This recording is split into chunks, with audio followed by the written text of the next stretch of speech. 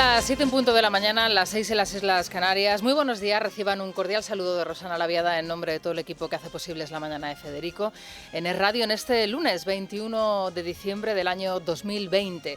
Esta semana, como siempre, vamos a acompañarles, vamos a estar aquí al pie del cañón desde las 7 en punto de la mañana y hasta las 12 del mediodía, a partir de las 10 en compañía de Isabel González, como siempre. Y bueno, vamos a tratar de hacer este camino, este recorrido hasta la Nochebuena y la Navidad lo más entretenido y lo más informado posible, que les va a venir bien y les va a hacer falta, porque aquí minuto a minuto, y hoy estamos en otra jornada importantísima, bueno, pues corren las noticias y hay que estar al cabo de lo que sucede, ya no solamente en nuestro país, en su comunidad, en su ciudad, sino también en Europa, y en ese punto es en el que hoy nos vamos a detener, porque hoy se van a tomar decisiones importantes en Bruselas, en Europa, que nos afectan absolutamente a todos. Enseguida se las vamos a contar, o vamos a tratar de contarles qué es lo que puede suceder a lo largo de las próximas horas. Antes les vamos a contar cómo se presenta el día, cómo está el tiempo. Hoy las precipitaciones débiles vuelven a hacer acto de presencia a esta hora de la mañana en algunas zonas de la península, pero a lo largo de la jornada esto va a ir cambiando. Precaución sobre todo en las zonas centrales de la península, también en las montañosas, por los bancos de niebla que se están produciendo. En algunas zonas de la costa gallega están en alerta amarilla por fuertes rachas de viento de hasta 80 kilómetros por hora. A esta hora en Madrid tenemos 6 grados, hoy la máxima será de 11, una jornada fresquita, así que tendrán ustedes que abrigarse. La máxima se espera en Santa Cruz de Tenerife y en Las Palmas de Gran Canaria, 23 grados, allí desde luego un tiempo primaveral, y la mínima, el pelotón del pasmo, hoy lo encabeza Teruel con 0 grados. ¿Crees que coger la raqueta como yo hará que juegues como yo? No hagas lo mismo que yo. Yo nunca hice lo mismo que otros. Tú eres único. Protege lo que te hace diferente.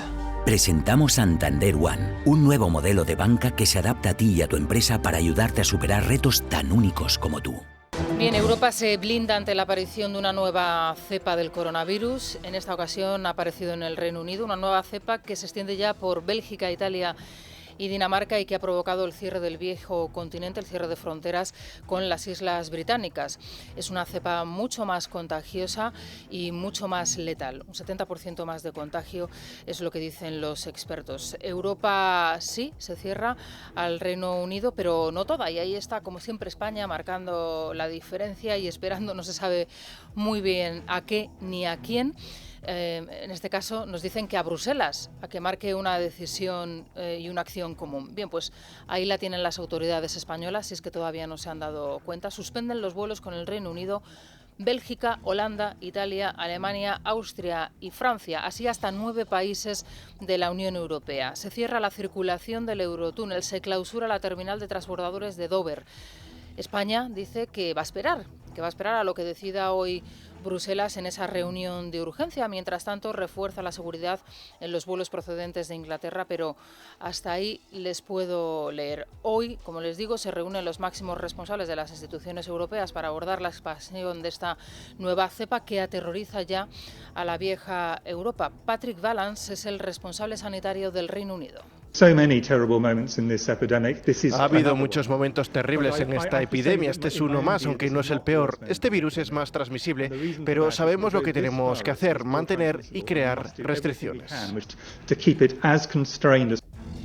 Corona Brexit, titula hoy a toda página La Razón. Es paradójico, ¿no? Y es curioso, ¿no? Incluso contradictorio, si me lo permiten, cómo convive esta tercera ola descontrolada, como han garantizado y como han asegurado las autoridades británicas, con la distribución masiva de la vacuna.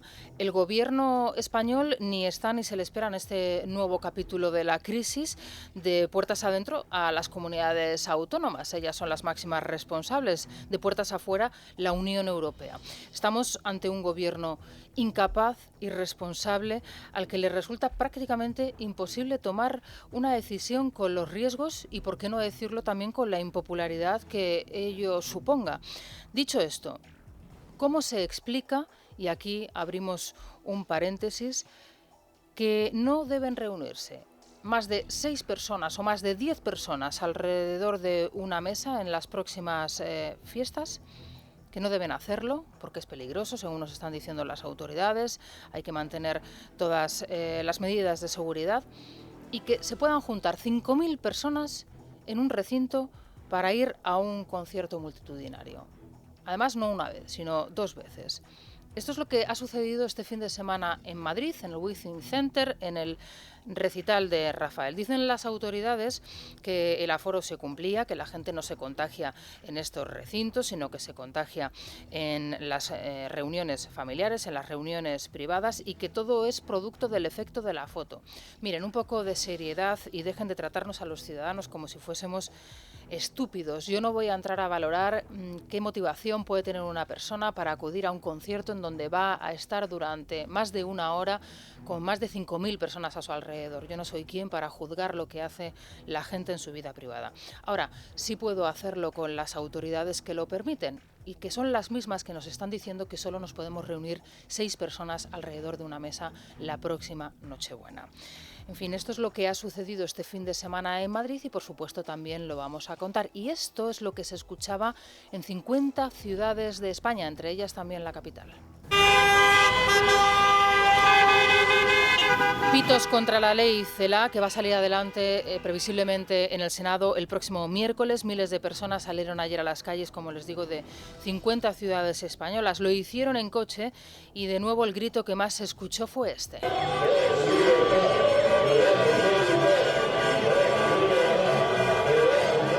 Libertad es el grito de guerra que se escucha contra la nueva ley de educación, la ley CELA, que acaba con el español como lengua vehicular y que pretende ahogar la educación especial que es tan necesaria para miles de familias que hemos tenido aquí en este programa y a las que todos ustedes han podido escuchar en primera persona, incluso familias, ¿no?, que como el gobierno pretende en su ley pensaron en un primer momento que la educación ordinaria era la ideal, era la perfecta para sus hijos, y que con el paso de los años se dieron cuenta de que no, que estaban equivocados y que realmente necesitaban esa educación especial.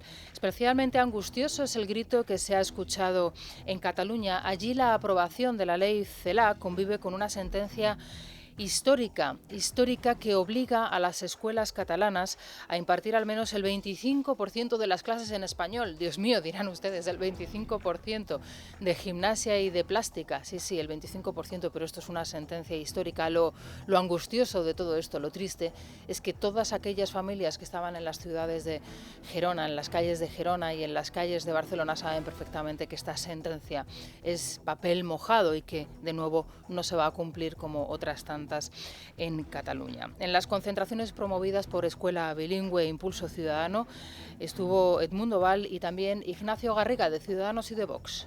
Exigimos al Gobierno de España que rectifique en la LOMLOE y vuelva a introducir el español junto con el catalán como lengua vehicular. Vamos a garantizar la educación en español en nuestro territorio y vamos a exigir desde el Parlamento de Cataluña que se renueven los conciertos educativos para garantizar la justicia y la libertad de todos los padres de nuestro territorio. Bien, como suele ocurrir en estos casos, y ya lo ha hecho en más de una ocasión, Isabel Cela, la ministra de Educación, trataba de contraprogramar estas concentraciones de las familias españolas, porque hay que recordar que quienes salían a las calles no eran solo los políticos, sino las familias españolas que están en contra de lo que se va a aprobar y de lo que se dice en esa ley. Bueno, pues Isabel Cela estaba contraprogramando, como digo, estas concentraciones en un acto organizado por el Ministerio, y junto a ella Ángel Gabilondo, conocido por sus estudiantes como Cromañón en su etapa de profesor, por las leches que metía, y esto es literal. Esto lo ha escrito algún conocido periodista que le tuvo también como profesor, lo recordarán todos ustedes, Cromañón, así era conocido Ángel Gabilondo, que ayer estaba con Isabel Cela. Y Maraval, don José María Maraval, ¿qué les voy a decir yo del defensor de Sánchez desde la vieja Guardia Socialista, que acabó con buena parte de la buena educación de este país? Isabel Cela. Ni les importa la concertada, ni les importa la lengua, ni les importa. Todo lo encintan con el nombre de la libertad, prostituyendo el verdadero sentido de la libertad, prostituyéndolo porque la libertad no es una palabra, es un ejercicio.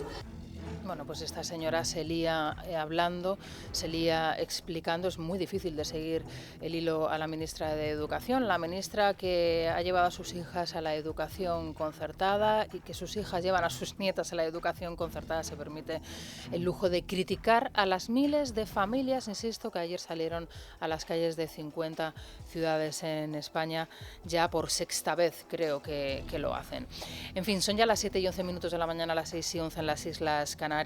Con esta información vamos a iniciar el repaso por otras noticias que nos deja la jornada. Lo hacemos con Sara Sanz y con Rubén Fernández. La marea naranja llenó de coches las vías de 50 ciudades españolas. Una vez más, la educación concertada es la parte más visible de la crítica a la nueva ley que ve la luz el próximo miércoles, pero hay otras: la educación especial, la inspección educativa, la posibilidad de pasar de curso con suspensos y la rebaja de los mínimos exigidos. La ley acaba con el español como lengua oficial del Estado y también como lengua vehicular en la enseñanza. Una ley que sale adelante sin la consulta necesaria con los actores protagonistas y con el apoyo de los socios separatistas del Gobierno. Francisco Carrera, ¿qué tal? Buenos días. ¿Qué tal? Muy buenos días. No es la primera protesta y probablemente tampoco será la última. Un nuevo clamor popular se ha dejado sentir en toda España contra la reforma de la LOMLOE, la nueva ley de educación impulsada por el Gobierno de coalición de PSOE y Podemos, conocida comúnmente como Ley Cela. La principal manifestación ha tenido lugar una vez más en la capital de España, donde se han podido ver cientos de coches con letreros amarillos y naranjas con el ya célebre lema Stop Ley Cela. El colectivo convocante, la plataforma Más Plurales, insiste en que la marcha tiene como objetivo recordar que la nueva normativa ataca la libertad de los padres para escoger la enseñanza que quieren para sus hijos. Al finalizar la marcha, de Madrid ha salido un manifiesto en el que los convocantes han criticado que la ley llegue sin diálogo, sin negociación y sin consenso político y social. A esta manifestación ha acudido el presidente del PP, Pablo Casado, quien ha pedido al Gobierno humildad y que escuche más a la ciudadanía. Por tanto, el modelo educativo que defendemos donde gobernamos es el que la mayor parte de los españoles quiere: libertad, calidad y vertebración. ¿Qué más le tienen que decir a Pedro Sánchez para que escuche a la calle? Por su parte, en Cataluña, el portavoz de Ciudadanos en el Congreso, Edmundo Val, ha asistido a la marcha que ha tenido lugar en Barcelona. Allí ha asegurado que esta ley educativa es un disparate y un despropósito. Exigimos al Gobierno de España que rectifique en la LOMLOE y vuelva a introducir el español junto con el catalán como lengua vehicular. Además, también ha estado presente en esa marcha el diputado nacional de Vox y candidato a la presidencia de la Generalidad, Ignacio Garriga, que ha asegurado que su partido va a exigir desde el Parlamento de Cataluña que se renueven los conciertos educativos. A partir de las 8:10 aproximadamente vamos a hablar con Pablo Planas desde Barcelona para saber cómo se vivió ayer la manifestación allí en la ciudad condal y en Cataluña, donde, por cierto, hoy se disuelve el Parlamento y bueno, los comicios quedan a expensas del COVID, de lo que va a suceder y de lo que suceda, la evolución de la pandemia. Ya saben todos ustedes que se había establecido como una fecha posible el 14 de febrero, pero veremos a ver qué es lo que sucede en los próximos días, en las próximas semanas, y si realmente se confirma esa fecha. Con Pablo Planas trataremos también de conocerlo. Y a partir de las 9:15 vamos a hablar de nuevo con Ana Losada. La conocen todos ustedes. Ella es la representante de la escuela bilingüe y es la promotora de buena parte de todas estas concentraciones y de todos estos logros que se están consiguiendo, ya no solamente en Cataluña, sino también en el resto de España, porque lo que ayer sucedió en las calles de estas 50 ciudades españolas es un logro de todos, de toda la sociedad española, que no se ha quedado anestesiada en sus hogares por temor a la pandemia y que ha salido a la calle en sus coches para protestar contra lo que creen es una ley injusta y que nos afecta absolutamente a todos. En ABC hoy habla el presidente de la Junta de Galicia, Alberto Núñez Feijóo, en una entrevista desde luego muy reveladora e interesante. Como aspecto revelador, la denominación de socialpopulismo al gobierno actual de Pedro Sánchez y de Pablo Iglesias. ¿Por qué no le llama gobierno social comunista si ellos mismos se definen así, como socialcomunistas? Bueno, pues no. Se empeña el presidente gallego en referirse a ellos, al gobierno actual de Pedro Sánchez y de Pablo Iglesias, como un gobierno social populista. Pues no, señor Feijóo, son socialcomunistas y ellos mismos lo reconocen y ellos mismos así se han autodefinido en el Parlamento, en el Congreso de los Diputados. Le preguntan por la educación bilingüe en Galicia. por la imposición del gallego en las aulas, algo que está sucediendo y además de manera arrasadora en Galicia. Bueno, pues Alberto Núñez Feijóo lo niega y dice que el problema que tienen en Galicia no es con el español, sino con el inglés. Nuestro bilingüismo es cordial y esas lenguas están al 50% en el ámbito educativo. Nuestro problema es el inglés. Por tanto, sé que hay determinados extremos, unos que solo quieren gallego y otros que solo quieren español. Ahora bien, que quede claro, la escuela en Galicia el 50% es en gallego y el 50% es en castellano. Esto no es verdad y sabe que lo que estamos diciendo es cierto. Eso lo sabe el señor Alberto Núñez Feijóo y basta con hablar con los directores de las escuelas en Galicia, con los padres de los alumnos en las escuelas en Galicia y con los profesores que son amenazados y que son advertidos por las direcciones de algunos centros si utilizan el español cuando no deben. Esto no está sucediendo en Galicia y lo sabe el señor Núñez Feijóo. Atención a la información, además, que publica hoy el diario El Mundo y según la cual la consultora chavista Neurona habría tratado de engañar al juez Escalonilla enviando a los juzgados documentos falsos que demostrasen, las intervenciones y las operaciones que habían desarrollado con Podemos. Algunos de estos, según la investigación del diario El Mundo, son órdenes de pago y facturas de fechas incompatibles. El representante de la consulta en España habría entregado al juez numerosa documentación para tratar de justificar el dinero entregado por Podemos. Las facturas entregadas no cuadran en fechas, a la circunstancia de que en estos momentos el juez trata de determinar que el contrato suscrito fue simulado y jamás se prestaron servicios por los que el partido de Pablo Iglesias embolsó 363.000 euros. Lo que ya ha descubierto el juez es que para operar en España la consultora creó una sociedad que nunca dio de alta a ningún trabajador. Este fin de semana Pablo Iglesias reaparecía e insistía en el debate sobre la monarquía. Insinúa el vicepresidente que abramos determinados debates en nuestras casas la misma noche del 24. Y creo que ese debate se va a dar en muchas casas, en muchas familias. Se va a hablar, pues lógicamente, de un año enormemente difícil, pero a tenor del discurso creo que el debate sobre si la gente se siente republicana o monárquica se va a dar esta Nochebuena. Bueno, ¿en qué país vive este señor vicepresidente del Gobierno de España? Con casi 80.000 muertos este año. Muchas familias se van a reunir este año, aquellas que puedan hacerlo, alrededor de una mesa donde va a faltar alguien, donde va a faltar una persona, donde va a faltar dos. La tragedia se va a vivir y se va a masticar en muchísimos hogares españoles. ¿Se piensa el señor Iglesias, vicepresidente del Gobierno de España, que en las conversaciones, en la sobremesa, en los canapés iniciales, se va a estar hablando de la monarquía y de la república en este país? Cuando la gente va a estar con mascarilla, cada uno con su plato individual, los niños por un lado, los abuelos por otro, tratando de mantener las distancias con las ventanas abiertas, que paso por el pasillo, no me roces, que voy al baño y tiro de la cadena con la tapa bajada. Pero ¿usted se cree, señor, que los españoles estamos para hablar de monarquía y de república en la Nochebuena y en la Navidad? Yo no sé en qué país vive el señor Iglesias, pero estoy prácticamente convencida de que habrá algunos españoles que atiendan al discurso del monarca. Por cierto, uno de los más importantes probablemente después del discurso pronunciado después del golpe en Cataluña. En eso estamos de acuerdo. Y habrá otros que directamente prefieran no encender la televisión. Eso se lo contaremos la semana que viene aquí en este programa. Pero establecer un debate sobre la monarquía y la república, con la que está cayendo en este país, con lo que ha sucedido este año, yo creo que no. Bien, también este fin de semana hablaba Abascal, Santiago Abascal, en otra entrevista interesante que le realizaban en el diario ABC. En las páginas del periódico lo hacía para abordar con cierta distancia los ataques de Casado en la moción de censura y, a su juicio, pues establecer la manera idónea para derrocar al gobierno social comunista de Pedro Sánchez y de Pablo Iglesias. Creo que Casado dio una patada a la esperanza de muchas personas que creían que solo se podía construir una alternativa al gobierno de socialistas, comunistas y separatistas con algún tipo de acuerdo entre el Partido Popular y Vox. Algún tipo de acuerdo que nosotros entendemos que tiene que ser postelectoral.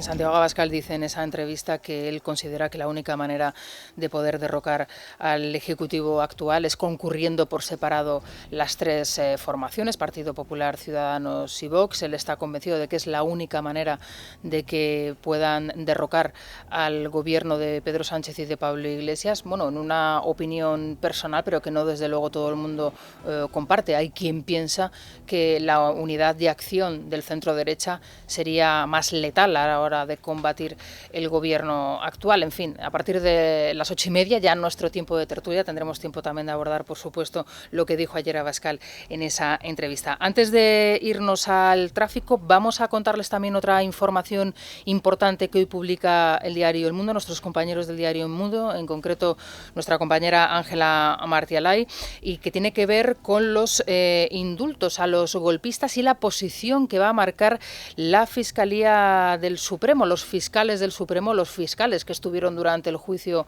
a los golpistas.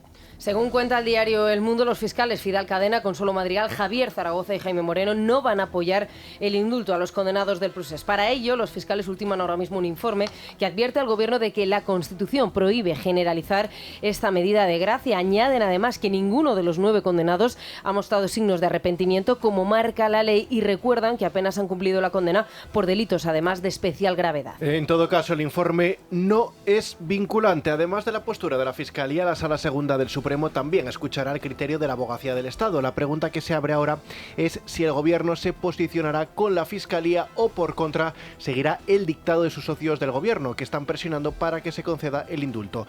En las últimas semanas, Jaume Asens ha redoblado la presión sobre el ministro de Justicia para que se les indulte sin la necesidad de esperar a los informes preceptivos. Bueno, pues veremos a ver lo que sucede, pero esa es la posición, en cualquier caso, que van a defender los fiscales del Supremo. Vamos a hacer una pausa, son las 7:22 de la mañana, 6:22 en las Islas Canarias. Enseguida regresamos con el tráfico. Es La Mañana de Federico. Es Radio.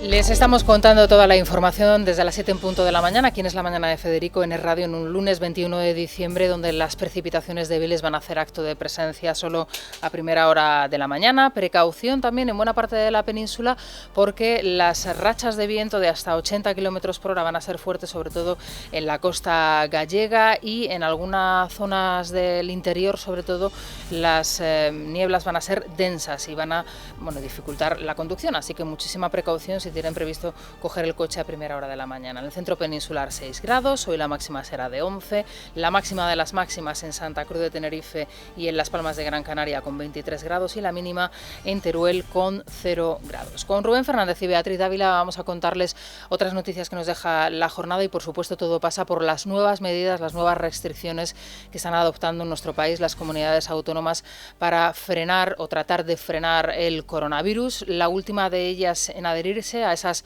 restricciones duras, muy duras, que se han aprobado en Valencia y en Madrid, por ejemplo, es Extremadura. A partir de las próximas horas, en la Nochebuena y en la Nochevieja, se van a permitir más reuniones de lo normal, que se reúnan más personas de lo previsto en un principio, pero es cierto que se va a restringir la entrada a allegados en la comunidad autónoma.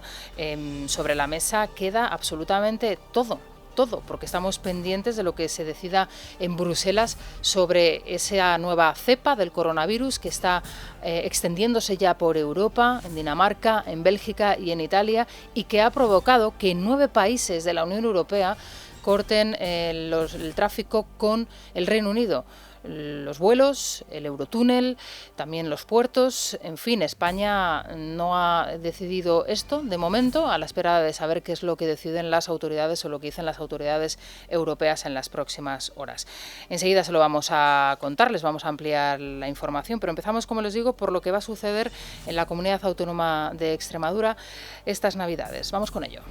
La Junta ha endurecido sus medidas ante el aumento de positivos, ahora mismo con una incidencia de 267 casos por cada 100.000 habitantes. En Nochebuena y Nochevieja se permiten hasta 10 personas, pero no autorizan las reuniones con allegados. En el País Vasco no sabrán hasta 2 días antes de Nochebuena si se recrudecen las restricciones. Sobre la mesa está la posibilidad de adelantar el toque de queda, limitar aún más el número de personas que pueden reunirse en una misma casa o incluso mantener el cierre perimetral de la autonomía. Urkullu recomendaba ayer que no se junten apunten más de 2 hogares en los encuentros navideños. Le escuchamos junto al consejero de Sanidad extremeño, José María Vergeles. El plan de Navidad, por lo tanto, decae y, de forma resumida, les puedo decir que volvemos a pasar al nivel 3 de alerta en la comunidad autónoma de Extremadura. Tan solo con que consigamos detener la transmisión del virus hacia una persona más, podríamos conseguir salvar una vida más.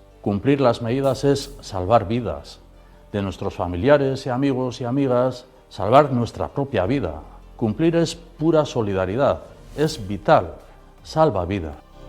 Bueno, pues esto que está diciendo el presidente vasco ya nos gustaría a muchos que se hiciese en muchos lugares, por ejemplo también de su comunidad autónoma, donde bueno, pues tardaron en darse cuenta de que las medidas de seguridad, la utilización, por ejemplo, de mascarillas era fundamental. Y esto lo digo con sentido y además lo digo con conocimiento de causa. Este verano en País Vasco tú visitabas muchísimos pueblos e incluso ciudades como San Sebastián y allí la mascarilla se la ponían 4 personas hasta que se hizo obligatoria. En fin, ¿qué es lo que va a pasar con la hostelería? Están pendientes mañana de la reunión del Consejo de Ministros. Se supone que iban a aprobar ese plan de ayudas a la hostelería tan reclamado, tan solicitado. Es probablemente el sector o uno de los sectores más afectados por la crisis del coronavirus. Siempre que se ha clausurado, se han tomado medidas de restricción en las comunidades autónomas, en las ciudades, lo que ha ido por delante ha sido la hostelería, los restaurantes, los bares. Muchos de ellos han tenido que echar el cierre definitivo. Es cierto que algunos incluso han tratado de adaptarse a estos nuevos tiempos que nadie nos imaginábamos, pero las medidas han sido insuficientes. No ha habido bar o restaurante que haya podido sobrevivir a esta pandemia en muchos lugares de nuestro país. Bueno, pues resulta que lo que ellos reclamaban, que eran esas ayudas directas al gobierno, no van a llegar y mañana se celebrará ese Consejo de Ministros para decepción del sector.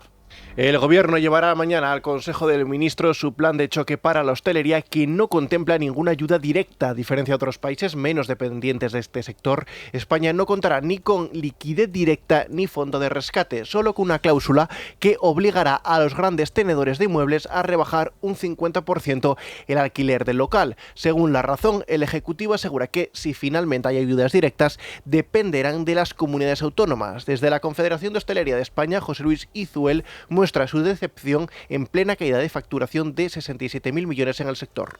Si esa medida estrella supone que los tenedores de grandes locales durante enero, febrero y marzo van a tener que hacer una rebaja del 50%, calculamos que solo afecta a duras penas al 10% del tejido de este sector. Por lo tanto, medida absolutamente decepcionante. El juez que investiga las posibles adjudicaciones fraudulentas de la empresa de aguas Aquamed exonera a un diputado en contra de la postura de la Fiscalía. Según cuenta Libertad Digital, el magistrado asegura que es insostenible la posición del Ministerio Público, que le acusaba de sobrecostes que todavía no están aprobados. En su auto añade que mantener su imputación sería contrario al principio de culpabilidad y presunción de inocencia. La Comunidad de Madrid defiende el concierto de Rafael con 5.000 personas en el Wizzing Center porque asegura que se cumplieron todas las medidas de seguridad al haber un aforo del 30% y distancia social. La presidenta de la Comunidad de Madrid, Isabel Díaz Ayuso, comprende el malestar que han causado las imágenes, pero solo unas horas después de haber anunciado nuevas restricciones de cara a la Navidad. Que además la imagen confunde porque el Palacio de los Deportes, el Wizzing Center, tiene una capacidad para 16.000 personas y ayer estaba al 30%, pero entiendo que ahora que las familias no van a poder ser más de 6, no vamos a poder estar con los nuestros, más de 6 personas en estos días, entiendo ese malestar.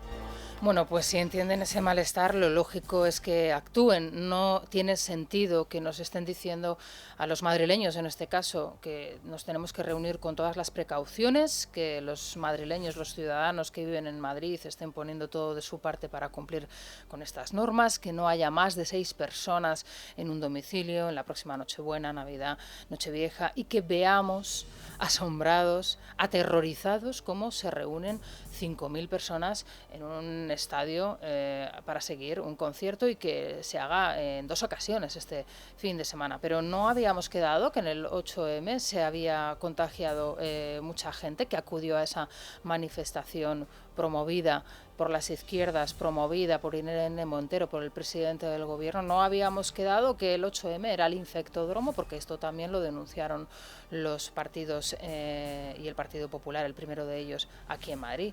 Bueno, pues entonces un poco de coherencia, ¿no? Nos pueden decir una cosa y al día siguiente observar lo que observamos, aunque la foto diga lo que diga. 5.000 personas en un recinto cerrado siguiendo un concierto de música. Quizá no es el momento para celebrar este tipo de eventos, con todo el dolor de mi corazón, porque aquí ya saben todos ustedes que somos súper fans de Rafael. En fin, Londres y Bruselas van a extender las negociaciones post-Brexit y veremos a ver qué es lo que sucede en las próximas horas también. Estaremos pendientes. La Unión Europea y Reino Unido extienden las negociaciones post-Brexit a pesar de haber terminado el plazo para votar el texto legal la medianoche del domingo. La Eurocámara ha advertido que ya no hay tiempo para ratificar un posible tratado de libre comercio que entre en vigor el día 1 de enero. Los equipos negociadores del acuerdo han decidido seguir trabajando este lunes y parece que la pesca es el principal punto de desacuerdo. Asociaciones de policías y guardias civiles acusan al Ministerio de Igualdad de calificarles de racistas y xenófobos en su última campaña para combatir la discriminación étnica y racial.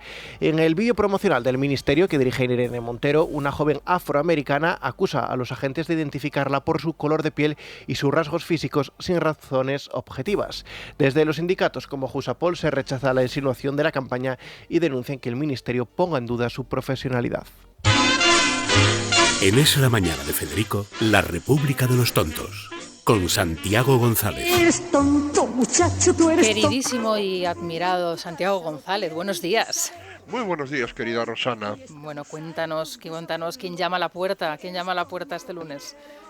Pues son legión. La verdad es que el fin de semana ha sido muy abundante en cuanto a muestras de ingenio local. ¿Por dónde empiezas? ¿Por quién empiezas?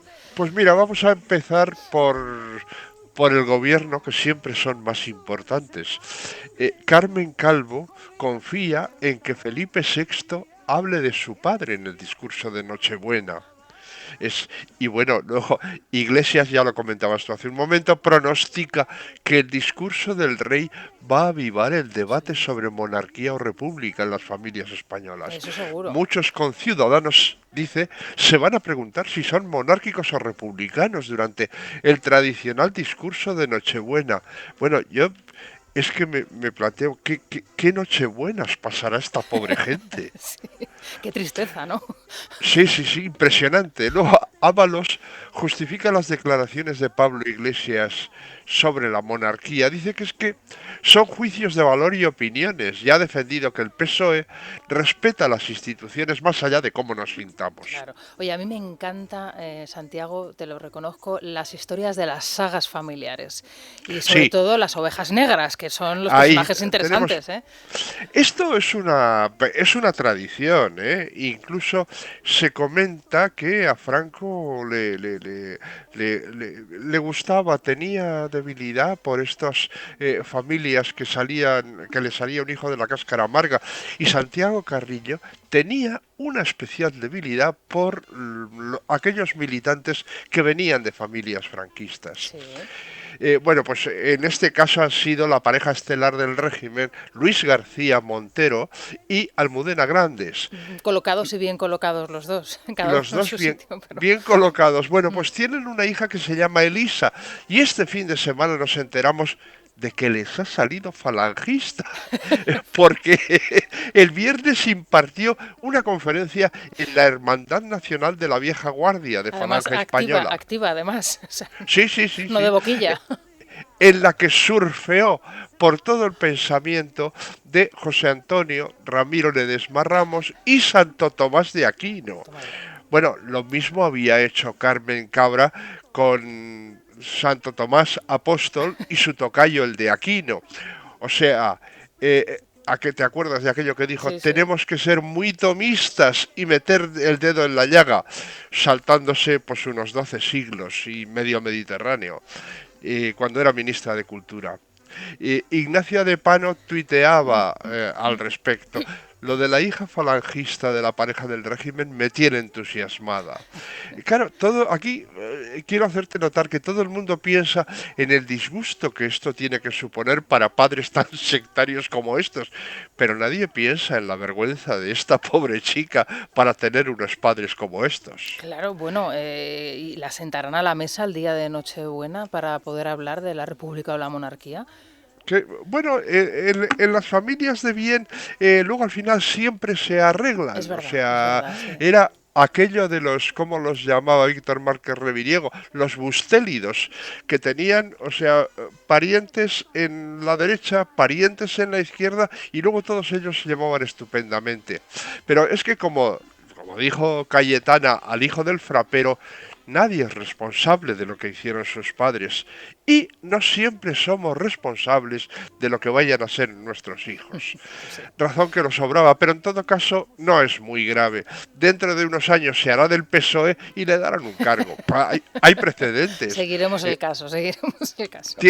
¿Te acuerdas? Maru Menéndez Sí. González Palenzuela era hija de Camilo Menéndez Vives, aquella lumbrera que se presentó en el Congreso vestido de capitán de navío para ponerse a las órdenes de Tejero cuando el golpe ya estaba declinando. Qué papelón, ¿eh? Sí. Mira que, bueno, los hay tontos y luego como este. Porque lo normal es que los vivos del país se apunten al carro en marcha, ¿no? A la cosa que va en otra. Este no, este era un romántico. Y además de capitán de navío. Sí. De capitán de navío, que era su cargo en la Armada. Yo saqué en mi blog una foto de Maru Menéndez cuando era moza, vestida con camisa azul, correaje y boinita roja, verdad, sí. en un mitin de Blas Piñar. Y mira, luego fue portavoz del PSOE y senadora. Y además O sea en esa que foto estaba muy mona, ¿eh? Es verdad. estaba mona. Sí, Es que era mona de joven, sí. Sí, me Luego, acuerdo yo. con la edad todos nos estropeamos un poquito. Esto es triste, pero es así la vida. Bueno, no. En nuestro caso no, Santiago, no seas Eso cruel, no seas cruel. Bueno, si nos ponemos del perfil bueno. Claro. Y luego, Irene Ceaușescu, esta portentosa criatura a la que su novio ha colocado de ministra de Igualdad, ha convocado un certamen de ensayo con el nombre de Celia Amorós. Por las bases de la organización estará prohibida la participación de hombres. Toma ya. El nombre del ministerio que regenta esta criatura es Igualdad. Pero Orwell habría añadido un cuarto supuesto a los tres que gobernaban su Oceanía en 1984. Guerra es paz, libertad es esclavitud, ignorancia es fuerza y igualdad es discriminación. Ellos y ellas son así. Sí. Y finalmente también ha sido artista este fin de semana Jaime Lorente, el actor que encarna al Cid Campeador en la polémica serie de Amazon y que ha declarado en el Huffington Post que se preparen las derechas cuando vean el Cid. Un artista en la selección de audiencias. La productora le ha obligado a contarlo de que se lo han sacado de contexto, etcétera. Paco llamaba a la calma en Twitter. La prueba irrefutable de que el Cid era de derechas es que no creó un ministerio para su pareja. Sí. Bueno, pues desde luego, Jaime Lorente, que yo no le conocía. No, ni yo tampoco. Y eso que suelo estar bastante atento al cine español. Sí, pues voy a investigar aquí al personaje. Y la serie, por cierto, que yo no la he visto, no sé si tú has tenido ocasión de asomarte a ella. No, pero me voy a ver hoy el primer capítulo, por lo menos para hablar con conocimiento de causa. Claro que sí. Pues mañana entonces regresamos para, abrir la puerta a esa república de los tontos que sigue creciendo, ¿eh? Que sí sigue creciendo, es que no paran. ¿Quién te lo iba a decir a ti, Santiago? Bah. No, yo alguna sospecha ya tenía, ¿eh? Nada más haciendo un sondeo así por los alrededores, dice, uy, madre, cómo se está poniendo esto. Santiago, mañana volvemos a escucharte, muchas gracias. Hasta mañana, gracias. Hasta mañana, buenos días. Es La Mañana de Federico, Es Radio. Luis Fernando Quintero, ¿qué tal? Buenos días. Muy buenos días, Rosana. Bueno, vamos a resumir la prensa económica del día, como siempre empezando con Libre Mercado. La disparatada deuda de los 2 años de gobierno de Sánchez, 3.142 euros por persona y 168 millones al día. Madre mía. Nada más y nada menos. Pensemos en los gastos que tenemos nosotros o cualquier empresa. ¿Cómo se calcula eso? Bueno, pues tenemos un fantástico artículo de José María Rotellar. Lo seguimos con la tradición de los lunes negros de Rotellar. Y hoy es especialmente importante, Rosana, por otra información que tenemos hoy en la prensa económica. Artículo de Nadia Calviño, extenso artículo de Nadia Calviño, de la vicepresidenta económica en Expansión. Dice Nadia Calviño, se ve la luz al final del túnel, pero no podemos bajar la guardia. En su artículo hace comentarios la señora Calviño como que han tomado medidas extraordinariamente importantes para mantener el tejido productivo, que han tomado medidas extraordinariamente importantes para poder salir de la crisis económica. Según Nadia Calviño, nos felicitan en Europa por nuestras medidas económicas. Bueno, pues leamos a Nadia Calviño, leamos a Rotellar, porque casi que desmonta punto por punto el artículo de Nadia Calviño. No solo hemos registrado los peores datos económicos de los países de la OCDE, del mundo desarrollado, sino que fuimos los que más tarde reaccionamos, y esto ha hecho que se destruya casi un 25% de nuestro tejido productivo, es decir, de las empresas que están dando empleo y generando riquezas. Se sujeta Nadia Calviño en un dato que es verdaderamente cuestionable, que es ese gran crecimiento que tuvimos en el anterior trimestre del 16% del PIB.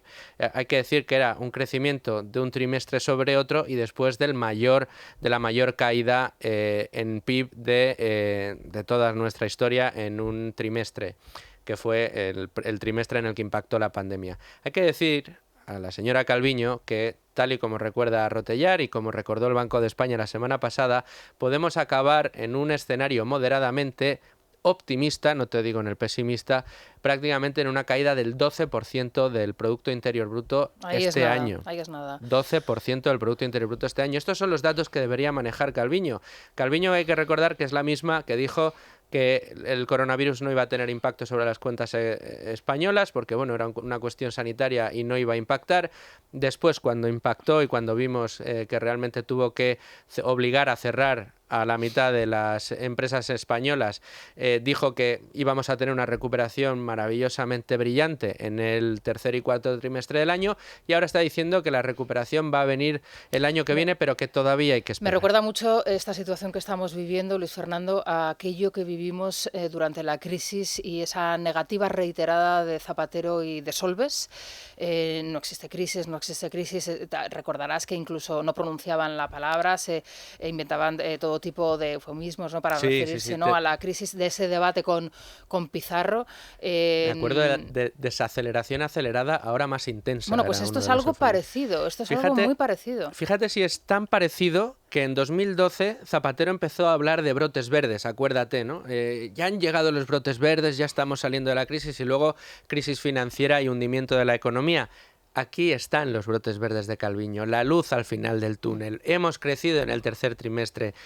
Vamos a poder recuperarnos antes de lo que pensábamos. Aquí están esos brotes verdes de los que hablaba Zapatero en 2012 y ahora lo hace Nadia Calviño. La verdad es que el esquema es preocupante porque los datos están ahí. Los organismos internacionales de cualquier color que tengamos y que nos echemos a la cara, los análisis son claros y cristalinos. La situación está muy mal. Bueno, vamos a dejarlo aquí, Luis, porque ya me he ido de hora y yo no me puedo permitir estos lujos, ¿eh? Así que, bueno, enseguida empieza la tertulia y enseguida más noticias. Ahora se quedan con las más cercanas, las de su comunidad.